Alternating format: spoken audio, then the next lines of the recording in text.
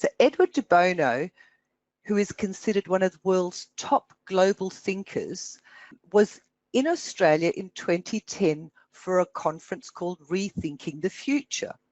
And he explained that the biggest problem with thinking is that we're not as good at it as we think we are. And he said we need to learn to think about what can be, not only what is. Now, I saw an example of this on TV recently, where the founder of Impossible Foods said that healthy food was a basic human right, and he wanted to create food that was kind to our planet, sustainable and affordable. This company is now creating plant-based meats that leave a tiny footprint on our environment compared to the cattle industry. So a great example of what can be, not just what is. As the way we think influences how we solve problems and make decisions, I thought I would begin with a quick quiz to find out what kind of thinking you tend to use. So this is what I'd like you to do. Think of a recent decision you made. It could have been work-related or personal.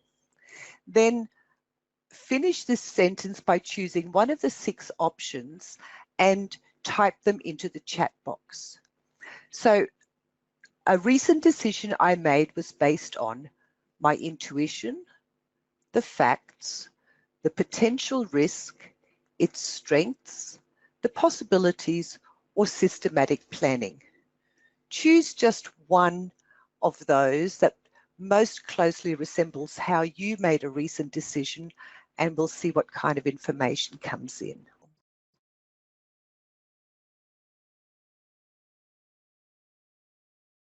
Okay, I'll share some of your responses. We have a real cross-section. Okay. Some people use facts to make their decision. Some people use the strengths of whatever they were considering. Some people use systematic planning. A lot of people use their intuition. And some people used the possibilities of their decision. So thank you for that. So that just goes to show that we approach problems and make decisions in many different ways, which is fine. However, if you tend to always see the positives, you may not notice the downside, or if you always see the worst in a situation, you may miss a great opportunity. So one way to think about what can be is to learn to think critically and creatively. According to the Australian curriculum, young people need these thinking skills to be able to respond to the challenges of the 21st century.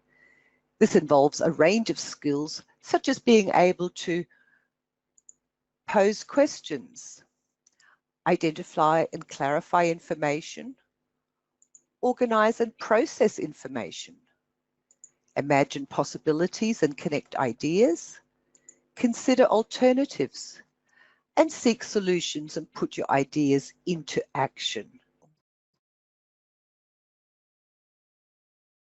So now I want you to think about today and give me some examples of how you used digital information.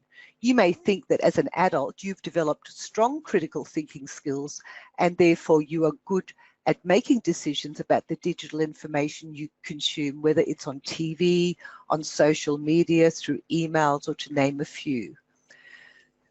So think about today, work, home, after work, right now. What are some ways that you have used or are using digital information?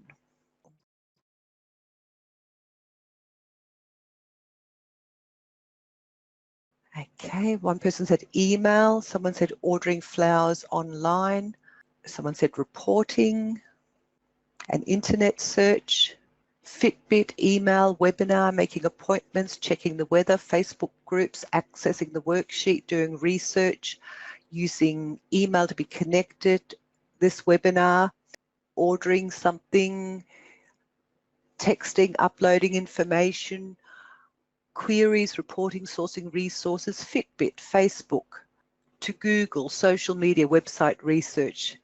And making a restaurant booking. I hope you're going out for dinner tonight.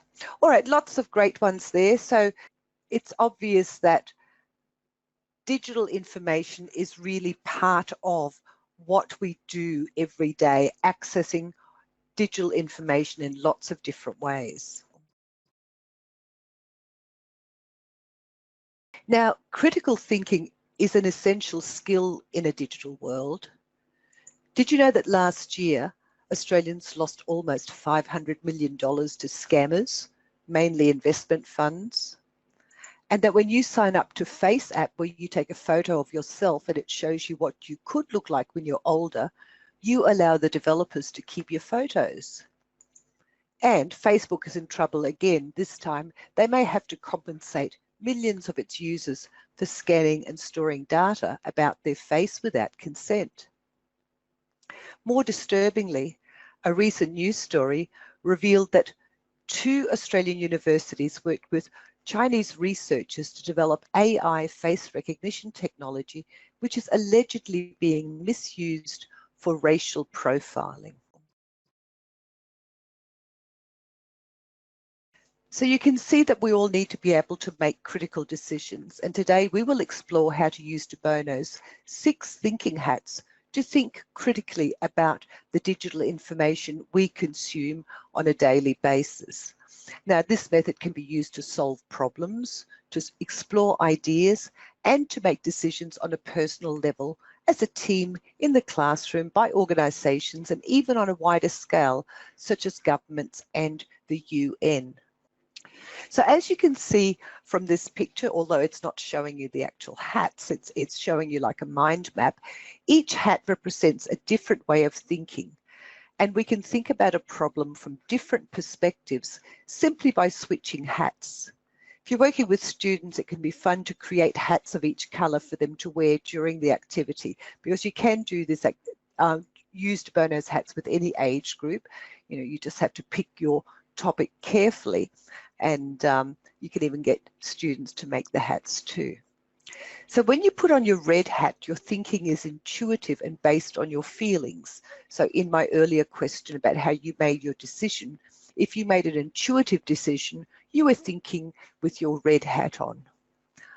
White hat thinking is objective and based on the facts, whereas black hat thinking is when we step back and show caution, and it is used to identify potential problems and risks. Now, sometimes black hat thinking is called negative thinking, but that's not the case. Black hat thinking is much more about identifying problems before they perhaps become bigger issues or cause a lot of expense to an organisation. Yellow hat thinking is optimistic, where we look for strengths and opportunities. Green hat thinking is about being creative, coming up with new ideas. And lastly, the blue hat is usually worn by the person who leads an activity or team. Their focus is on leading the process and guiding the thinking of the other hats so the session stays productive and solution focused. A session often begins and ends with a blue hat. Now, on your worksheet, there's a link both to the interview with Bono that I mentioned earlier and a PDF on the six thinking hats that summarises a lot of what we've just talked about.